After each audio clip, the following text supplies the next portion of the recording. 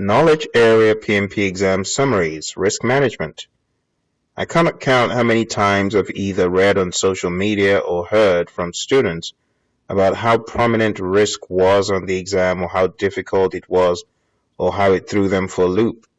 So this is a very important aspect of your exam. If you take a look at risk, it could cut across several areas. You could have schedule risks, scope risks, cost risks, quality risks, resource risks, so on and so forth.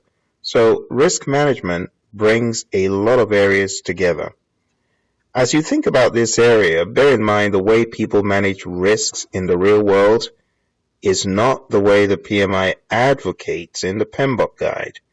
Typically, people just manage risks as they emerge without giving the risks thoughts before the risks actually materialize.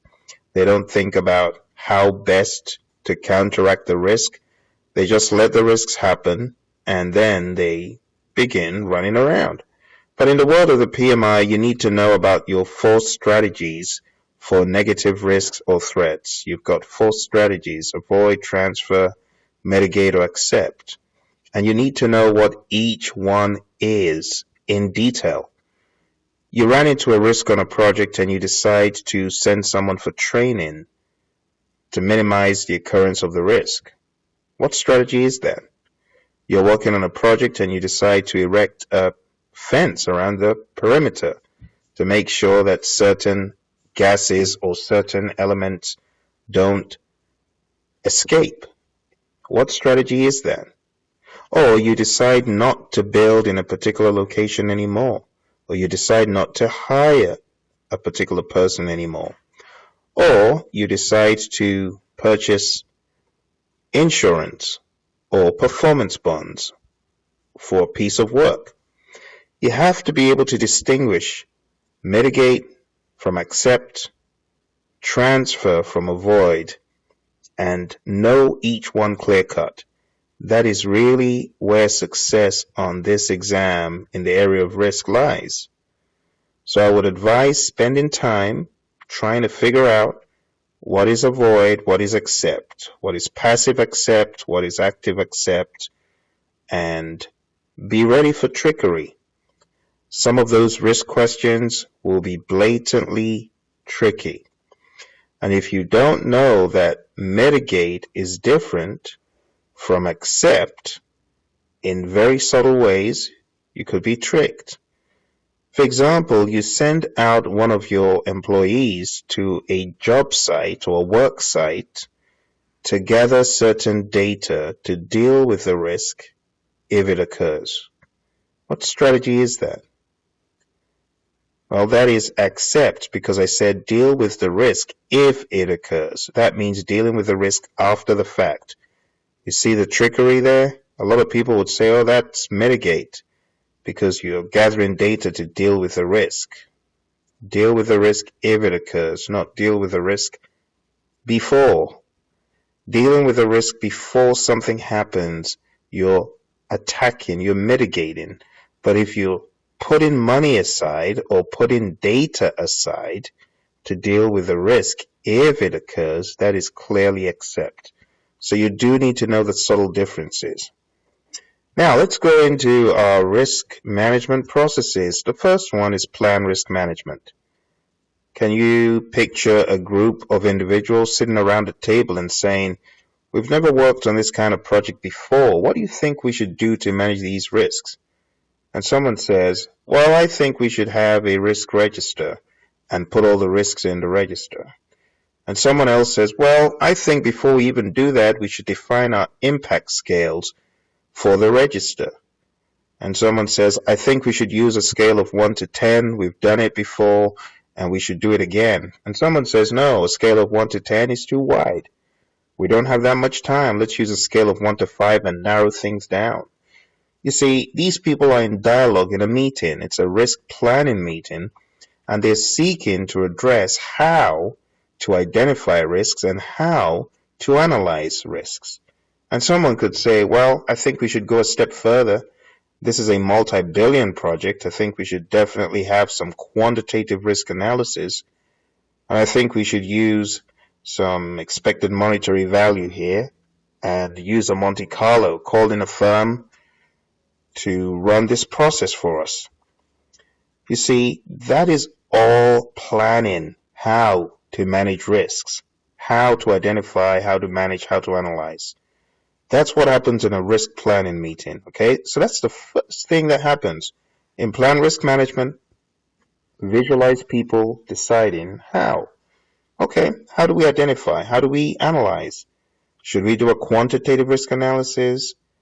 What is the escalation path going to be? And stuff like that.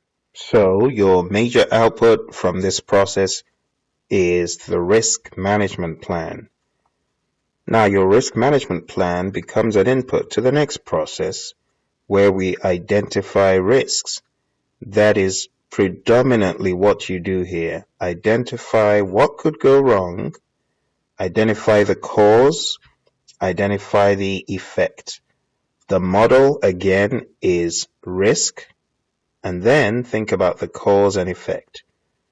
Your major output of identifying risks is a document called the risk register, and this is where you put all of the risks. Again, cause, risk, effect. You cannot do a good job without identifying the root causes and the effect.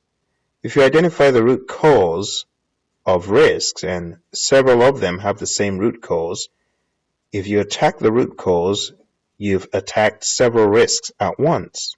So the model cause, risk, effect is very helpful when you are identifying risks. Now, as part of identifying risks, if you're sitting around talking with your team members and someone says, oh, for that risk that you identified, I know a perfect solution, I would encourage you not to shut the person down because, yes, this is predominantly identifying risks. That is our main focus. But if someone comes up with a good idea, you could, at a high level, just capture that brief description of the risk approach, whether it's a mitigation measure, whether it's an avoidance strategy, a transference strategy, whatever it is, capture it right there. So it's a sort of preliminary response. Okay, so you're not disqualified from doing that, but your main focus, again, is identifying risks. You want to read this area in the PMBOK guide and look for subtleties like what I just mentioned, because most people think it's just identifying the risks and nothing else. But hey, if someone came up with an idea of how to counteract it, and that person is not showing up for other meetings, why not capture that at source as the person comes up with the idea? But very brief it should be. Alright, so your major output is your risk register. Your risk register has the cause, risk, effect, and then other fields that will be added to the risk register will include the risk score, and the risk score is derived from the probability rating, so you'll have a column for that, you'll have a column for the impact rating, so on and so forth, column for the EMV, column for the risk owner, the risk response owner. All of this stuff will be added as you proceed through the processes. After you derive your risk register, it then becomes an input to the perform qualitative risk analysis process. What do you do in qualitative risk analysis? Well, you qualitatively analyze the risks. The easiest method is what I call a lazy method, which is almost a nonsensical method of assigning high, medium, and low attributes to a risk. But I often challenge such firms. What do you mean by low? What do you mean by low risk? Do you mean a low probability? Do you mean a low impact? Do you mean a low impact as far as schedule is concerned, or low impact as cost is concerned? What do you mean by medium?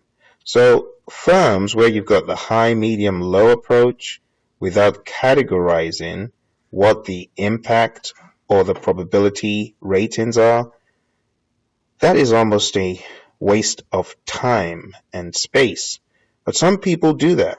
They actually just say high, medium, low. which is unfortunate. There should be some qualitative aspects that are defined ahead of time.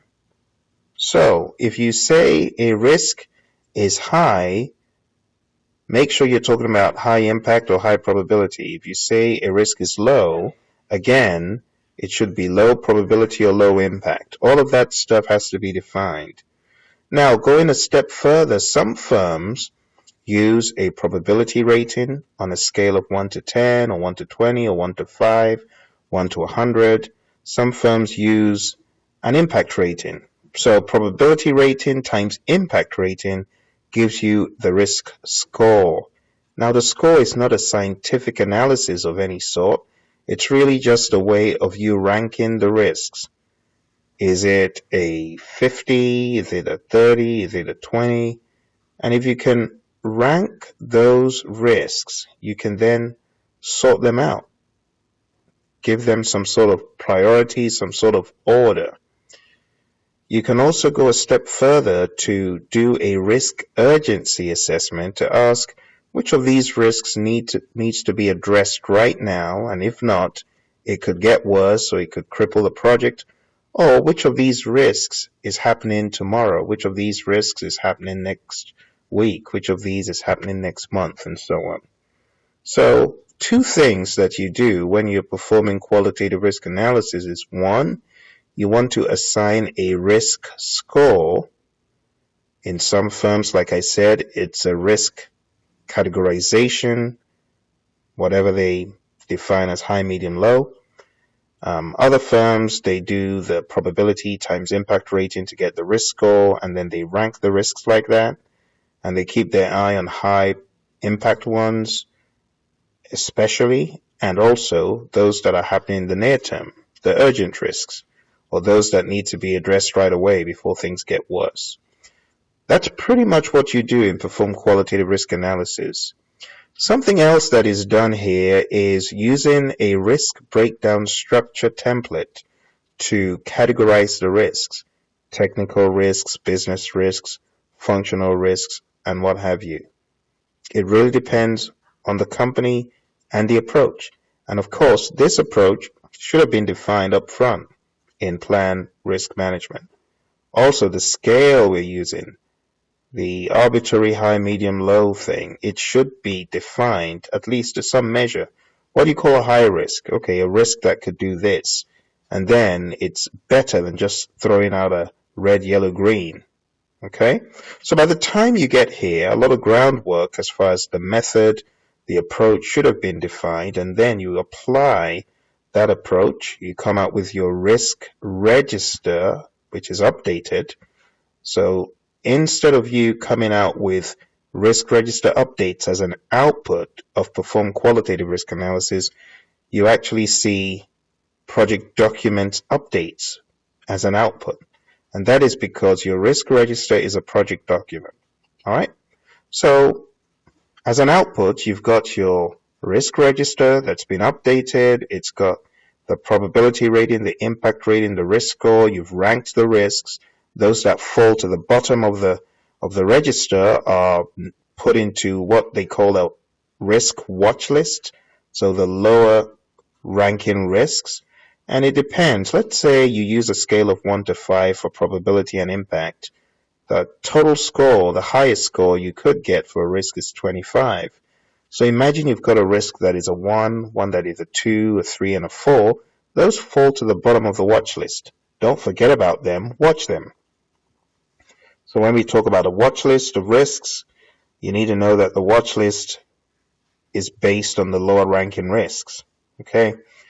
So you've got your risk register updates, your risk register, which of course is a project document. It then becomes an input to perform quantitative risk analysis. So you'll see it explicitly mentioned as the risk register going into perform quantitative risk analysis. Now this is where you could go a step further. You could go into the fancy stuff, the Monte Carlo. You could do EMV or risk magnitude, probability in percent, times impact in dollars, in yen, in pounds, in euros, whatever. And you come up with your risk magnitude.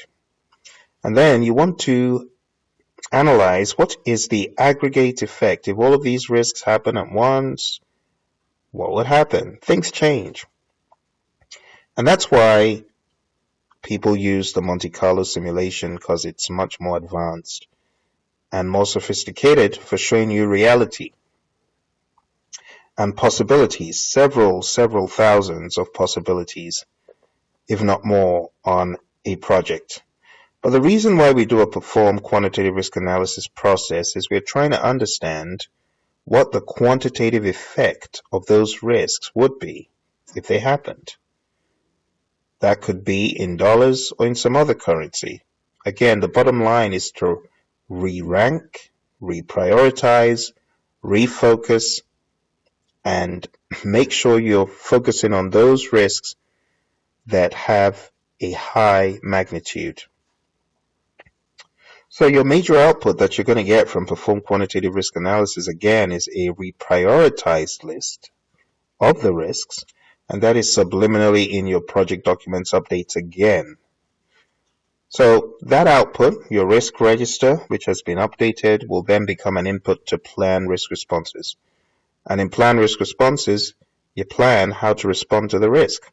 As I said in the beginning, are you going to mitigate, transfer, avoid, accept? And what about positive risks? Don't forget, as part of identify risks, you should have also thought about positive risks. What could go right, not just what could go wrong. So if you did a good job of identifying risks, well, you've got a balanced register which has opportunities and risks, or perhaps you're like a client of ours who said, no, Phil, we put all our positive in an opportunities register and all our negative in a risk register. That's not to say that the positive aren't called risks. They are. They're known as positive risks. So bear that in mind. But this is where you plan your response for the negative and the positive. For the positive risk, if you exploit is like the mirror image or the opposite of avoid. Exploit means you're doing everything possible to ensure that that positive risk does occur. Hence, exploit is more aggressive than enhance. Exploit uses the word eliminate. You are eliminating the possibility of that positive risk not occurring. You're eliminating the elements of uncertainty. It's the opposite of avoid, where you are eliminating the elements of certainty, if you get what I mean. So enhance is the mirror image of mitigate. If you think about mitigate, you're reducing the probability. If you think of enhance, you're increasing the probability, so on and so forth. The opposite of share is transfer. So if you transfer risk on the negative side, on the positive side, you share it. And sharing is sharing some or all of the positive benefits. And lastly, we've got accept. Accept is do nothing. We don't have passive or active on the side of the positive risk. We only have accept. Accept is accept. All right. And to do well on the exam, again, know your different response types for positive and negative.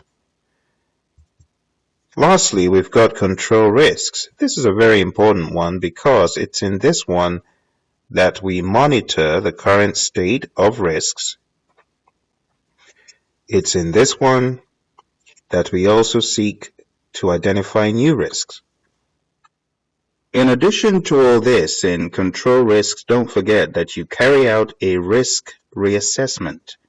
You reassess the existing risks in the risk register to make sure they're right where you left them, or to deduce if they have become worse. You take a look at the probability ratings and the impact ratings all over again. In control risks, you also do a risk audit. You identify the risks that have occurred and those risk strategies that have been carried out, and you should try to understand how effective those strategies were. Your strategies for negative risks, did they work? Did they work well? Didn't they work well? So this is quite a full process in the monitoring and controlling process group because we identify new risks. We do not identify new risks in the identify risks process. Keep that in mind. We also do a risk audit. We do our risk reassessment. And we also do a variance and trend analysis to identify the trends on our project from a cost perspective, from a schedule perspective, or from other perspectives to be able to predict the future. We also do a reserve analysis. Do we have enough reserves or not? So make sure you read this in lots of detail. Risk could be riddled with trickery on the exam because it's so wide, so vast. Terms like secondary risk, residual risk, pure risk, business risk, try to understand those. Also, risk averse, risk seeking, risk avoidance, all of these terms, be ready to experience them on your exam. We also talk about risks from an organizational standpoint, where you could say that the risk threshold in that firm is low, or the risk threshold on a particular project is high. And there are lots of other terms that I'll advise you to look up under this chapter in the PMBOK guide. Anything with the word risk, look it up. If you've got a PDF version of the PMBOK guide, you might just want to go through the PMBOK guide and look for the word risk in as many places as you can. But things like the risk triggers or triggers, warning signs, like I said, secondary and residual risks, those are definitely going to come up at some point on your test. I'm quite sure about it. All right, well, I hope that helped you. If that helped you, make sure you subscribe, hit thumbs up, help us get these videos out. There's so many students, like I've said, that spend a ton of money on solutions that don't even go this deep into these areas. Help people find out about our videos, okay? So look forward to helping you on another video after this. After risk comes procurement and then stakeholder, and then we'll be done with this 10-part series, okay? I wish you all the best on your exam. Speak to you again soon.